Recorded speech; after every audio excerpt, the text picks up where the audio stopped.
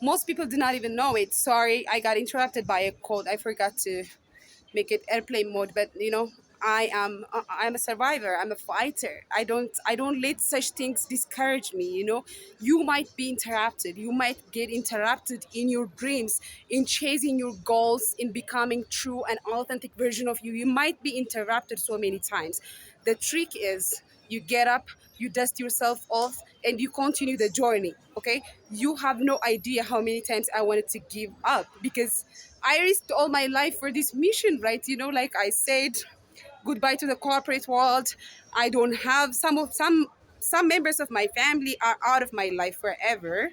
All right, and I was judged and I was called crazy by a whole lots of people, and I never really wanted to take it personal, but I did at some point. I did, and I just like, if this person and me actually came from the same source, does it make sense that they're wanting to pull me down, to get me down? It doesn't make sense. But the point is to always continue what you're setting out to do. And one of my shadow was like, actually, is self-sabotaging. I sabotage myself sometimes. Like I would say I would do something, and then like I would do it 60%, and then I would give it up. Or I could really use a session with a client right now because I want some money, but like I'm the voice in my head at a subconscious level, it's saying I'm not ready. It takes so much effort to heal someone right now, that my body is weak. These are the excuses that I've been given myself to not reach my ultimate fullest potential. Because and one of the reasons was also like the loneliness that comes with it, right? Like, if I embrace my rareness, my uniqueness, if I don't have company in that world, it will take me to this place of loneliness. But then I heard a teaching this morning that opened up my heart so much. And the teacher said that being an island of your own, if you really think about it, an island in the ocean, right?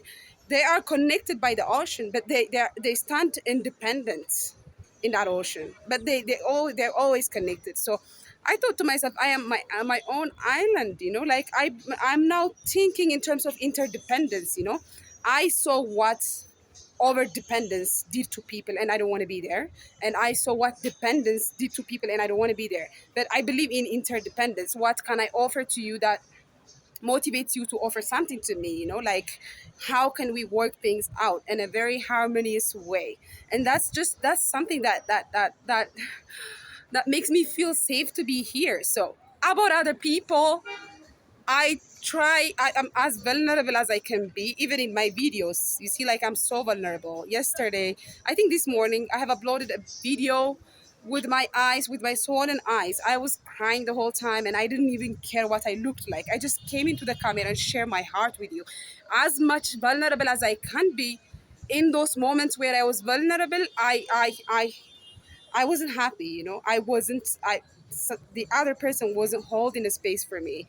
I didn't feel safe to open myself up, even as a divine feminine. Honestly, if you ask me what I really need in the moment, it's not money, it's not shelter, it's not reassurance. If I need anything at all, it's protection. Because the more I embrace my femininity and my intuition and my power, the more I trigger the darkness. And the darkness is everywhere these days. Okay, so it wants to attack me.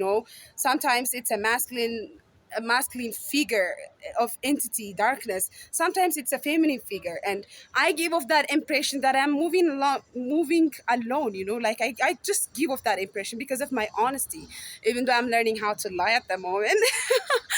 My honesty goes too far out that people can sense that I'm by myself. So as a divine feminine, all I want is a protection, that a person that I can lean into protection wise. So like, I'm not even saying, even though I'm like rolling alone, I'm still protected by my angels, and nothing ever takes that away from me. But in the meantime, when that protection is in the physical world, in my physical reality, I know how much empowering and expanding that can be to my power. I mean, like, literally, I can see a vision where I am visited by 10 people at the same time, because they need my healing, because they believe in my healing, because they can relay on that shining high vibratory feminine essence, because it's a big deal. If anything, the world needs female healers, women healers, and in history, all African women are healers.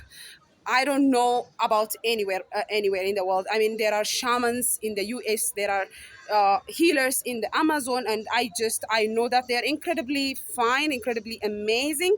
But from my background, like I know African women who just go to the garden and mix something up and they give it to you, and before you even know it, you might even get healed of cancer, or like anything that the Western culture labeled as detrimental. They tell you it's the end of you if you catch this just the fear-based story. Me, the day I decided that I will never match a vibration of any illness, I know that I'm a perfect health. Even when I am doing something that might affect my health in a negative way, I know that I will just always outgrow that situation and tap into my perfect health. And that's something that I want to deliver to my children too. Okay, so anyways, like, back to the topic, other people. My ultimate fear is other people, giving the power to other people to abuse me in some way, to degrade me in some way, to use me in some way. And that was actually my experience so far, because I was afraid of it, I was attracting it. You attract, like, when you, whatever you are afraid of, you are attracting more of it. That's just the law of attraction. Now I'm coming out of that fear because I faced it and I know that it's not real. There is no evidence to that. Even though I'm afraid of being abused, I wasn't really abused to that extreme extent. And I am always learning. Nothing is ever working against me. It's everything happened for me. Even my hardest moments, my sexual abuse, the fact that my parents got a divorce when I was fine, everything that happened when I was 5, I mean, everything that happened had served me in some way to sculpt my character. And the only thing that I care about is actually my character, because my character represents my uniqueness. You see, now people go after fame, go after success, go after money, go after reputation, without having to think about their character. Your character can be like, it's your asset. If you have a nice character that you call your own, that shows in how you dress up, that shows in how you create, that shows in how you move, it will never let you down. People with great character, we don't forget. Do you forget Bob Marley? That just, he's timeless because he had the character of his own that everybody saw. And it's very promising to the rest of humanity, because you will know that it's possible to be unique and to be successful at the same time. And I'm always praying to be landed on the right experiences. I care about experience more than the direct experience of money. Just I don't say like I want money without knowing even what I want to do with it. The money that you don't have a plan for is a disaster, my friend. So if you plan on making money or manifesting money, and if know that you can integrate it to your character, okay, like, m- make your character the leading focus in your journey,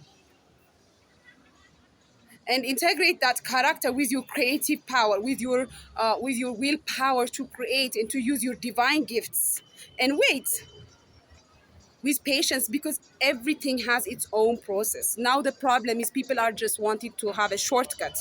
People are just wanting to get from here to there just like that, because they don't care about their character. Character is here to be built by you. Your character is waiting to be built by you. And what does it mean to be a builder?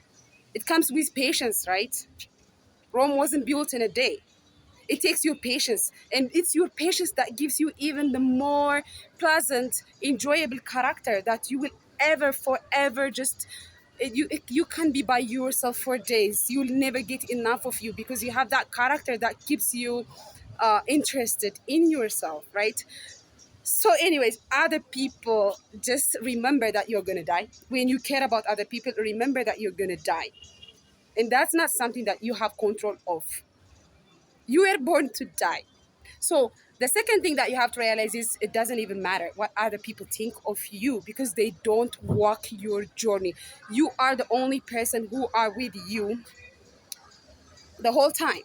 I know that, like, it doesn't matter how much connection or how much I am connected to someone, they will never see how I got here. They will never understand in full like the way I do. Okay, so know that you are your best friend. You are that person that can actually judge you, and even when you truly know yourself, you don't even want to judge you. If anything, you realize there is even no such thing as judgment. Other people is my ultimate fear, and I'm growing out of that fear. Literally, I'm just leading life. Show me how to be, show me how to do things, show me the way. I'm just like literally like sailing on the ocean and just seeing myself float and being taken care of by the universe for choosing to have a character, for choosing to be the divine being that I am. What are your fears? I want you to journal about them. I want you to think about them. And I want you to transcend them and give yourself no time. Rastafari. Love you.